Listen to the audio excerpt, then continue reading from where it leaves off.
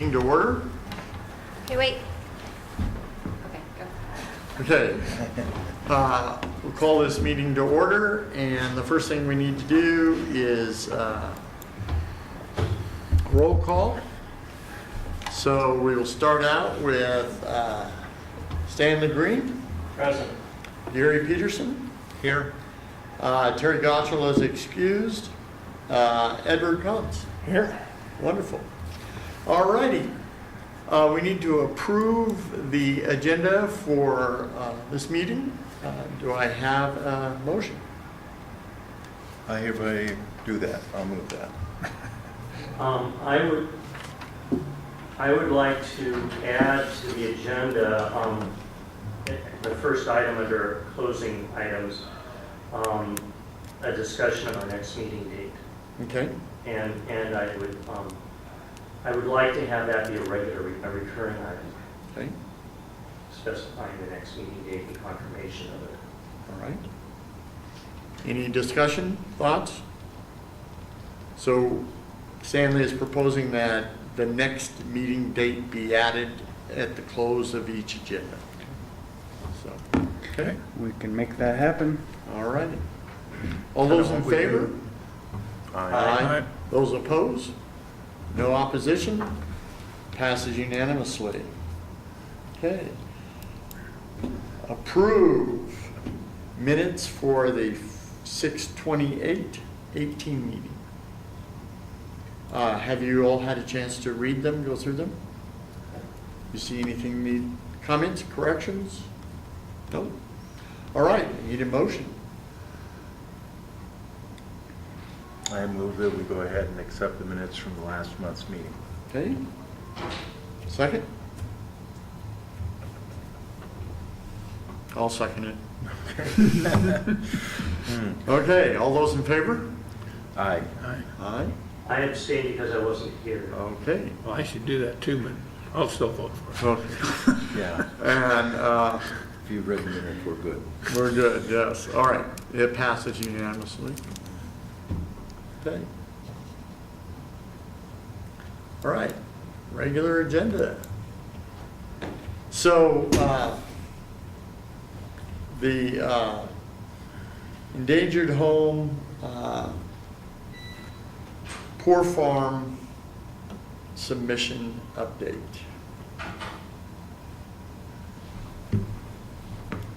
Don't look at me, I'm not working on the application. Okay, well, I You actually. said you were going to do that. I know. Yeah.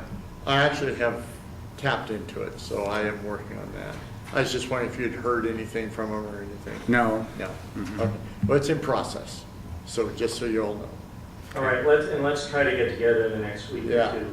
I've been out of town for Right. 6 weeks. So. He just got back. Right. So, Stanley, are you able to meet on a Tuesday or Wednesday morning? Sure. Okay. Let's just plan on that. Okay. Of next week. Yeah. So which day would be best for you? Hang on. Tuesday would be better. All right. What time? Is 10 o'clock okay? Works fine. Okay, All right, Tuesday at 10. all right. It's a deal. Okay, wonderful. Just a question on that too. Mhm. Is there anything that I need to be involved with on this, or, I mean, I don't really care. It's just- What I've looked at, and I've gone through everything, read what they're looking for. There are a couple of questions that you could very well answer Okay, that I am by no means an expert on. okay. So, You want to join us when we meet on Yeah. Tuesday? Well, Well, then- that was that's what I was Can you thinking. do if- that? If you're, That would be a quorum. Oh, okay, so it better be just two of us just then. two of us, okay, yeah. okay. But we can consult with. Sure, I Yeah. mean, call or take So I'll pictures give or, you, I'll give you a ring. Yeah, yeah, So, that'd be great. Because there are a couple of questions there that I'm Stanley may be able to answer them as well. So. Sure. But I mean, it's just like, if you got your phone with, click a picture, just kind of what you're talking about. All right. And that always helps to Okay, enlighten me when people start talking. okay, all right. Has anybody contacted the property owner? Not yet. No. No. I ask a question? No. No, I was just wondering, are you the owner of the old poor farm there in the Country Estates, or? No, I manage all the property around the Ford Farm. Right, okay, well, good, you've been extremely faithful in coming to the meetings, and I just thought, well, I'll ask, maybe you, you're right Anytime you here. have that many families I'm responsible for, I just try to Yeah, get it. okay, Yeah, Steve manages the Country Estates part. okay. Well, we And, probably and he's spoken on you're a it. resident down there too, aren't you? Yeah. I live there, so Yeah. Cool. All righty. So just one other thing with the Poor Farm site. The submission, as I read it, has to be in by early September. Hmm. So we need to, I will get that completed. Stanley and I will get a lot of it done. So anyway, I will give you a call on these two items. So. Okay? But we can't have a work session outside of our regular monthly scheduled meeting or something like that, where 3 or 4 people get together. And Yeah, we just have to Announce make it. the public, make an announcement about it. And how much notice do we need to give the public? I think it's like 3 or 4 days. Well, that's all. Not Yeah. a week or 2 then. Oh, okay. If you're holding a hearing, then there are longer requirements, but if you're just meeting in a public 4 space. months, okay. Yeah. So, That's next Wednesday you're talking about? Tuesday. Tuesday, so that's, well, Are it sounds you like if he interested? could come, Yeah. he could, good. yeah. Can we announce that? Just be a work meeting? Yeah, we'd have to see if the space is available here for you. Okay. We can do that. Would you? You want Tuesday at 10? Tuesday at 10? Now, is that a situation where you'd want to come here, or you want to go to the Well, site? I would like to meet somewhere where I have access to a computer because it's all on there. Oh, okay. It doesn't have to be, I was going to tell John, it doesn't have to be precisely at 10, I mean, if you guys are available other times. Tuesday, I have a standing 8:15 appointment at my workplace, but it is generally done by 9:30.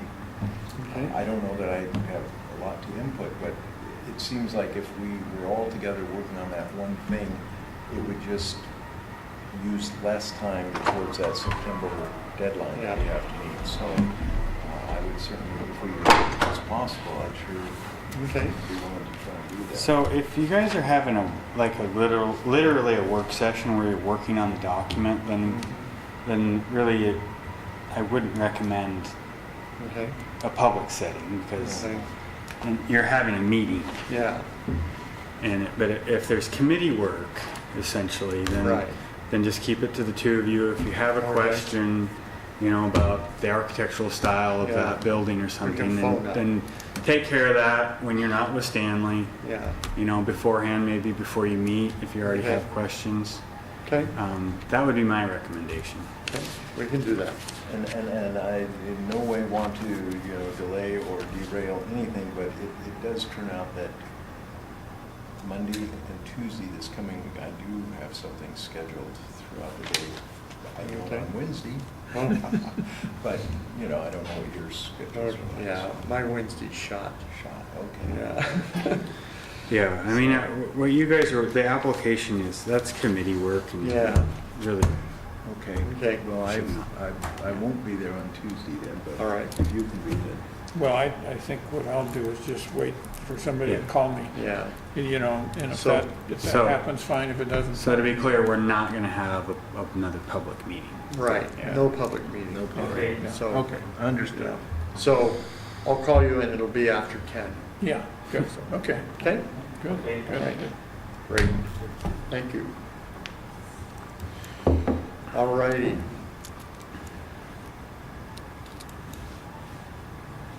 All right, demolition by neglect. That was the review and workload that you had over the last 2 weeks. I am still working on it. I did not complete my editorial. I have been reading and thinking about it, and I see some good suggestions in there. I do believe that there are some weak points to it, and I think if it was rewritten, it would be acceptable in this community. But, so my question is, do we as a commission want to promote this? Do you have any comments? Would you like to proceed in potentially rewriting it? Or do you want to rewrite it at all? So I'd just like to hear the commission's, what do you think? This one from Tennessee, I think, is too far-reaching and too complicated. I don't think it would be acceptable to the community. I did get online, and Umatilla County has demolition by neglect mentioned in its online, I think it's under the planning department section, which kind of surprised me, but I did look and it was there. And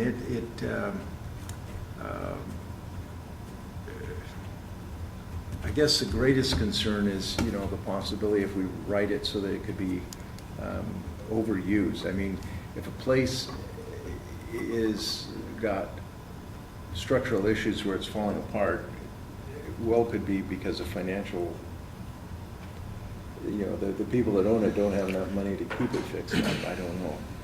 But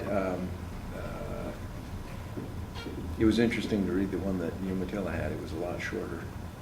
So that might be something we could all look up. I'm sorry I don't have it. Can I get on the internet and do a little looking just to see? Mm-hmm.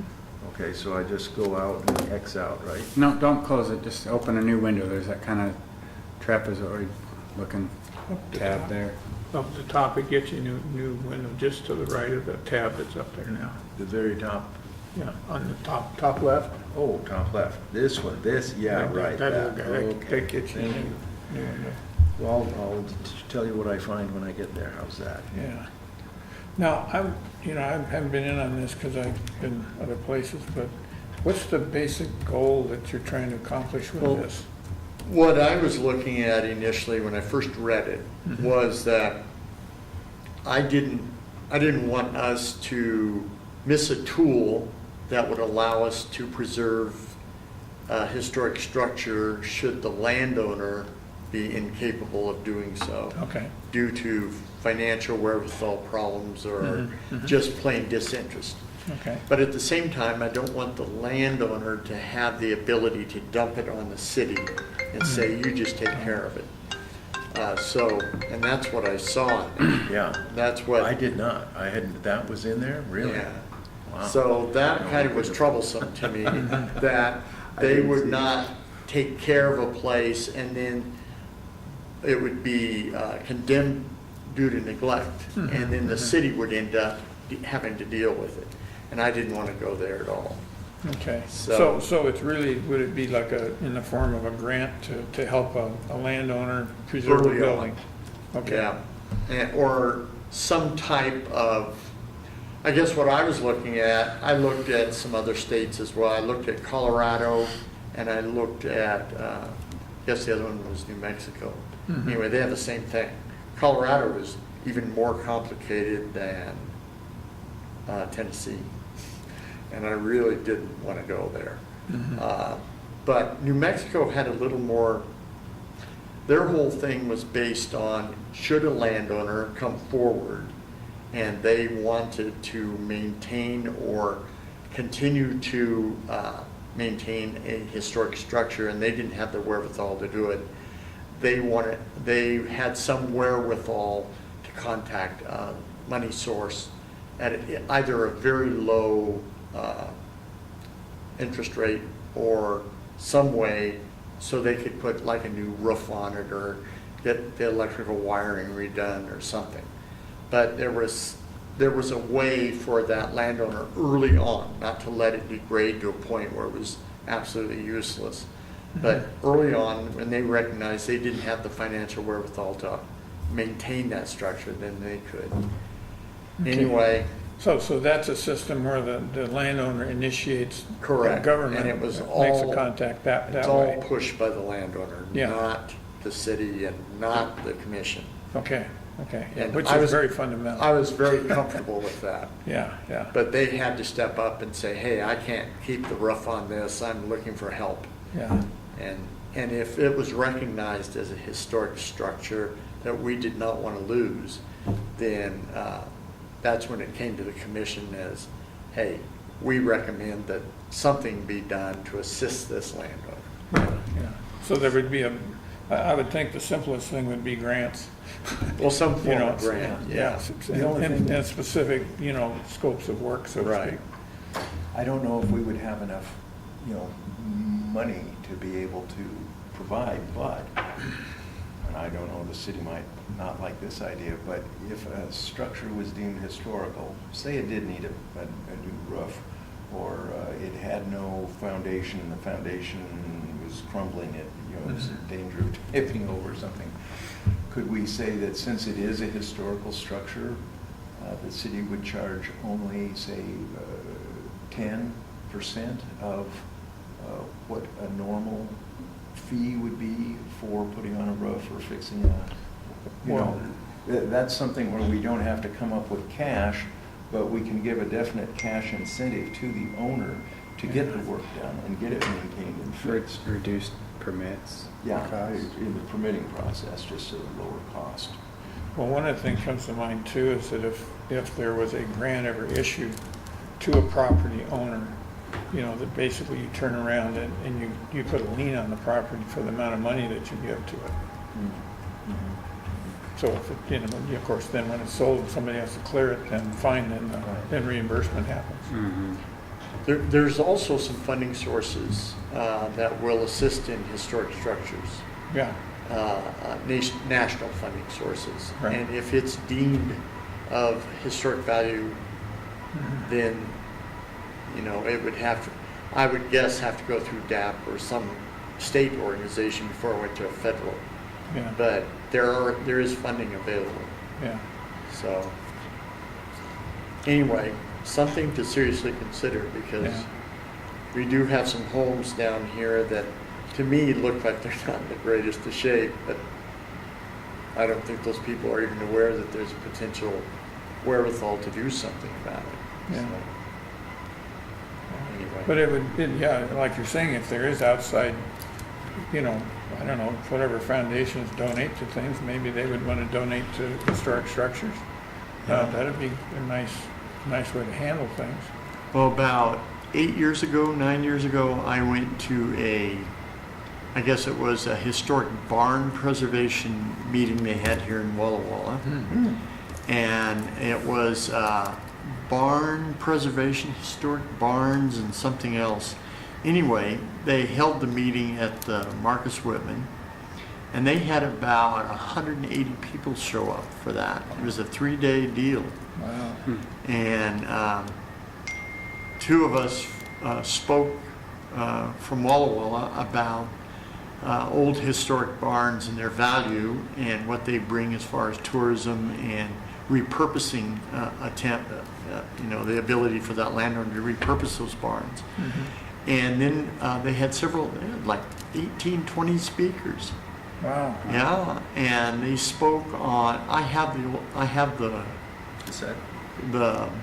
booklet that went with it. Oh, good. I'll bring that next meeting and we can look at it. But anyway, they had the ability to contact all kinds of foundations and granting organizations that would provide funding to restore old barns and old historic structures. But it had to meet a certain criteria, and it had to be older than 50 years. So these were like 100-year-old structures that were still viable and could be repurposed or maintained. Yeah, it's something how the initial construction always affects things. Oh, yes. So we took them on a tour of the barns around Walla Walla, and they were truly blown away. They had no idea that we had all these old barns that were built at the turn of the century, turn of the 20th century, and that they were in such amazing shape because those guys were craftsmen, incredible craftsmen. Yeah, well, there's a few basic things. A wood building that has a sound roof and doesn't have water against foundations and that kind of stuff. I mean, that can last for centuries Yeah, without really hardly anything. yeah. It isn't that hard. Well, I was truly amazed because there are 4 old barns here built by the same team. And it was a team of Irish contractors that came through. And they think in 1897 to 1909 is when they were here. Wow. And then there was a Portuguese team, and then there was a German team, and they all built barns differently. And these guys that were there at this conference could just see that barn and tell you exactly which team put that up. So one of the interesting barns that always has stuck in my brain is on Mill Creek Road, where Minor Road takes off. There's that old barn, and it has stone footings, and it was built by the Portuguese team. And it has stood for over, well, it's 1880 was when it was built. Wow, so that's 140 of them. Yeah, it's still standing there with no problems. Yeah. And the reason is because there is no water coming up near it. The roof is sound as can be. And you got good enough eaves so And it's that you don't greater get than 612 slope. Yeah. So anyway, they pointed that out, and they said that a structure like that would be able to get funding should they need a new roof or it needed new supports or anything, and they could arrange for funding for that. It's my understanding that, at least in Washington State, there's funding for barns and for historic cemeteries, but not much funding for other types of historic structures. Anything connected with a military installation, Okay. there's funding for that as well. Okay. So, So, do we want to look at a couple more model ordinances, or if we could maybe get the Umatilla ordinance, the Umatilla County, or not necessarily today, but to distribute and review before our next meeting. I'll look for the Tacoma ordinance, yeah, and if you and I'll think get there's the New one that has Mexico. elements that you think Yeah. would be useful, yeah. so why don't we share a couple more, 2 or 3 more ordinances that we think might be better suited. There were a lot of procedures in this ordinance from Tennessee that sounded to me perhaps more complicated than what this community was going to be comfortable with. So, yeah, like Stanley, you had a question about what a certificate of appropriateness is. Yeah, Well, that's actually defined in our own historic preservation ordinance. okay, So once we have a registry and properties, structures on it, they will have to come, to the board if they want to make any alterations to it. And your board, you issue a certificate of appropriateness, if the addition or the modifications meet the criteria.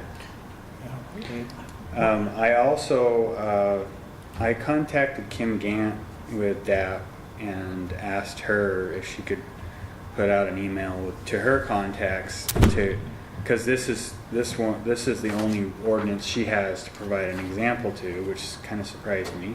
yeah. So she put out an email, and I haven't heard back from anybody. So she sent it out to all of the CLGs in the state, so I'm kind of is leading me to believe that maybe the only one that has it is Tacoma. And I haven't been able to track that one down yet either. Well, it may be. One of the things that I'm interested in is, more than looking at ordinances, is to just decide what you're trying to accomplish. Just simple goal statements. But who asks, who benefits, what needs are. You kind of get the, I don't know. Identifying those things are absolutely critical, because what will happen if you start just looking at ordinances, what you're doing is like looking at the conclusion to a question before you worry about the question. Yeah. Well, not that they don't have good ideas in them, and maybe you could use them for a source of goals to develop, but But it's, I think it's pretty important to identify really what you're trying to accomplish. I think that's a good point. I think it might be beneficial for the commission to fully understand the ordinance that, you know, authorize this board, this commission, and what the goals are from within that ordinance. And, you know, like establishing this list of registered properties and you know, maybe we're jumping ahead of ourselves also. Well, I guess I look at it as a point of reference. So in biology that I work in, I'm always looking for reference material. And when something comes up, then I have a reference that I can go to and, you know, do a little study and find out what on earth it is that I'm talking about or looking at. And I see as we continue to build this list of properties, I have no doubts that we're going to come across structures that are not in the greatest of shape. And yet, do we want to lose them due to neglect, or simply the property owner has no interest? Yeah. So I guess I would like to establish some type of reference whereby we can say, hey, we need to do this in order to allow this structure to remain. And so, You're almost there to a goal statement. right, right. You know, I So- mean, that's just exactly, that's a scenario, it's, you know, who initiates, what are the, you know, the Right. funding options, Right. you know, how does it happen? And for me, coming out of the Conservation Commission and the conservation districts, everything was led by that landowner. And I have found that to be a much better alternative than us going to them and saying, you need to clean this up and bring that historic structure before us. I don't want to go there. And I think that because we are a very new commission, I think that we need to involve the landowner from the get-go, and I think they need to be the initiator.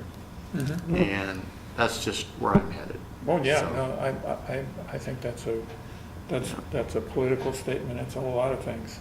Yeah. But that still doesn't prevent someone like, that's from a commission like this, going to a landowner Oh, no. and saying, you know, we're interested in this property, would you like to Right. participate? Right. And that's, you know, I mean, you're going the same place, but Yeah. you want to make sure that you have that owner on board. Right. Yeah, and identifying that in whatever ordinance or Yeah. wording that you develop can be, you know, is absolutely key. So I guess when I looked at New Mexico's neglect ordinance, I liked what I saw there because it was all landowner pushed, and it was the landowner asking for assistance. And that's what I would like to see the role of this commission doing, is providing that assistance as best we can. Right. I never want to get in the situation of telling people they need to get a roof on that building or they're going to be in conflict with such and such a ordinance, and it's just not. Well, for example, I mean, let's say you think of how land use actions work. I mean, there's always an applicant, so to speak, and the applicant has something they're requesting. Well, Right. In this situation, you know, it could be one of these things where we would go to the landowner and say, you know, these are the kinds of things that you could request. So, and essentially, you're kind of becoming an advocate for them, Right.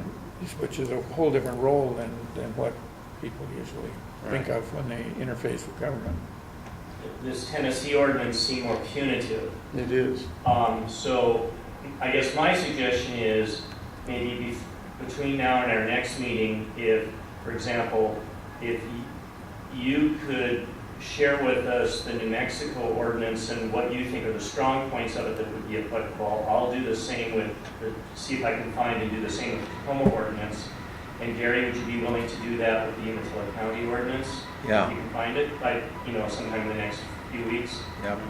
Yeah. And then, so if the three of us, look at different ordinances and look at what we think might be the strengths that would be applicable here, and outline those in just 2 or 3 sentences, here's the ordinance, this is what I think is strong about it, then I think we have something better to work at, because frankly, overall, I did feel like the Tennessee ordinance was far more punitive than what this community is ready for. I think we are primarily at a stage now of wanting to build up community participation, getting properties designated, identified and designated, and the issues of how to, the problem comes in if somebody gets incentives like abatements or tax incentives or whatever by getting landmark status and then neglects it, but we're not ready to address that yet. Nope. So I think if the three of us would each come up with some things before the next meeting, then we can move forward with identifying which of those elements we'd like to move forward on. Well, I think if we look them over and, we'll bring that and discuss it. But I do want us to have some points of reference as we go forward with this that we can take a good look at and consider. So, Great. all righty. Any other comments? No? Okay. We will move on.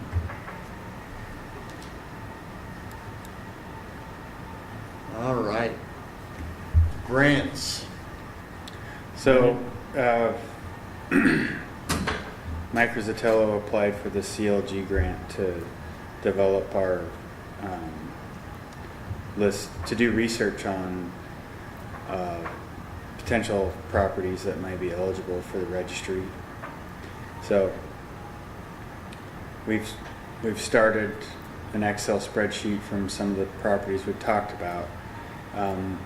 The grant was for $10,000. We were awarded it. Excellent. So I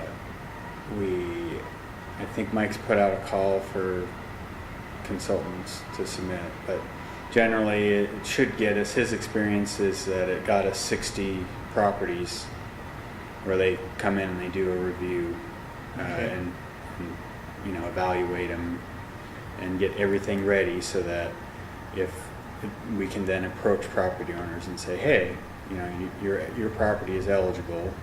All you have to do is submit it. Everything's pretty much done. All the research and the architectural styles and the conditions and all that kind of stuff. So, so we need to finish that list. I don't think we have anywhere close to 60 properties. No. And that needs to happen soon. Okay.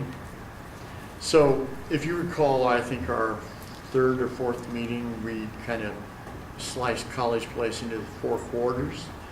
And each of us had a quarter that we were looking at. I think we need to complete that review and go through the neighborhoods that we agreed to take a look at and get those properties submitted. Yeah, all I need from you guys is just the address. Okay? Just get me the address. All right? All right. That's all we need. That's all we need. I don't need a picture of it, anything.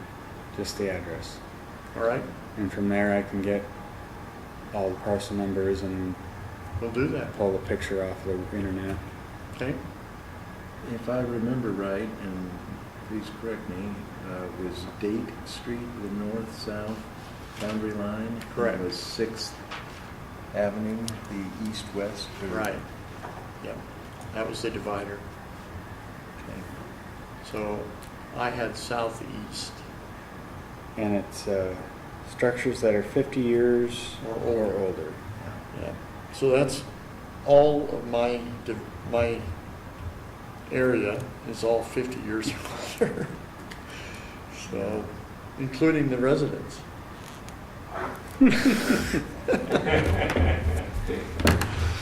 But, okay, so let's get as many of those listed and to John as we can. Do you want them sent to you or to Carol? Carolyn that'd be great because Okay. she has access to this All right. spreadsheet. She knows what to do. Okay? This is So, what's already on the list. okay, so we have what, 18 or so? 15?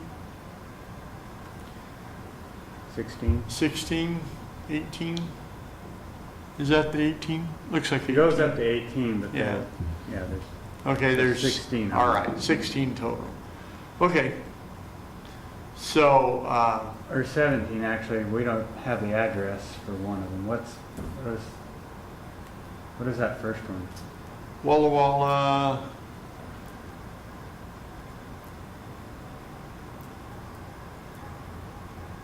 Oh, that's the subdivision. Oh, okay.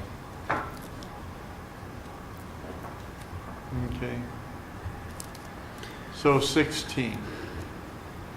All right. So we'll fire them off. So let's get these addresses to Carolyn before our next meeting. Do I recall correctly that I was assigned the northeast quadrant? You were. Yeah, okay. Yeah. I'll do more And work Terry there. had the northwest, and I No, believe I had the you- southwest. You had the southwest, yeah. And Edward, would you know of any structures in any of those? Not in particular, I mean, I Okay. just Okay. haven't gone around with that in mind, really. Okay. I mean, you could, But- other than, a couple structures in the Walla College Yeah. University area that are old, but they're getting modified or knocked down in Oh. a pretty big hurry. I look at Bower Hall and just cringe. But I'll tell you what, it had so many problems inside. Oh, it did. I Yeah. used to do chemistry in the basement of that building. Oh, boy. But that end they put on it, I don't know, boy, that's, Yeah, I don't know. I don't know what that is. Well, it's repurposed. Yeah, I mean, maybe since you don't have a quadrant, if you wanted to take an afternoon and just drive around town and note addresses, and if we have duplicates, we have duplicates, but Yeah. they're, Yeah. the architect's perspective, there's probably some in your neighborhood. That house right on the corner that had the pool in the basement, that might qualify for a mid-century modern or something. Yeah, they filled it in. I know, but No, but the structure, the exterior is pretty Yeah. much original. Yeah, it actually is. You It- talk about Losey's old Yeah. place, Yeah, Yeah. yeah, I Actually. think the Losi House is and across the street, on the other side of the street, there are a few classic mid-20th century modern homes in Highland Park, just as an example. And, I don't know how many of them, and they may be close to, yeah, I'd say most of them are probably over 50 years old, so. So do I understand correctly that the consultant is going to take addresses that we've identified and then research as to whether they might qualify? Primarily, yeah. I mean, because we know the community, so Okay. they're going to work off of the properties we've identified. Okay. All right. I'm sure they're going to drive around and take a look themselves. Yeah. But Okay. So when these consultants appear, is it possible for one of us to go out with them? I'm just curious about what their, probably. I mean, I would be interested in doing that, just to see how they approach things. Because they've probably done this many times before. oh yeah. I'm always into learning. And I think that would be interesting to see how they go about that. Yeah. Okay, so we need to get many more addresses to Carolyn. Three of us will get the neglect ordinances that we have found online from other jurisdictions. And I don't know of any other issues at this time. So we have a meeting at 5:30 at Fort Walla Walla Museum that all are welcome and urged to come to, if you can get there. And it's DAP's presentation on their plans for state. That's there on top of the hill at the Right, at entrance the into museum. museum. Yeah. So I hope that each one of you can come. And with that, are there any other, Well, the next meeting date is Yeah. August 16th. okay? And I was wondering if people are comfortable moving that to the 23rd. I won't be here. Okay. August 16 to the 23rd. Well, you said you won't be to the 23rd. What about the 30th? Would that be feasible? Okay, I'm leading a tour all day 30th, okay. but I certainly can do the 16th. Okay.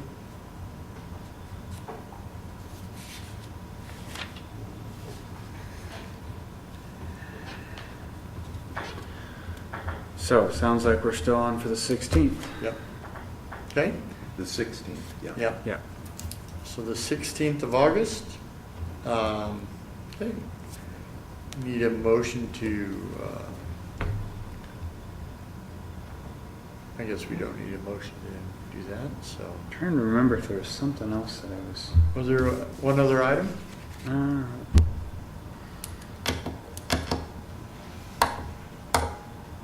Nothing? it wasn't. You'll remember in Yeah, about 10 and I'll minutes. send you an email. I guess. Okay, with that,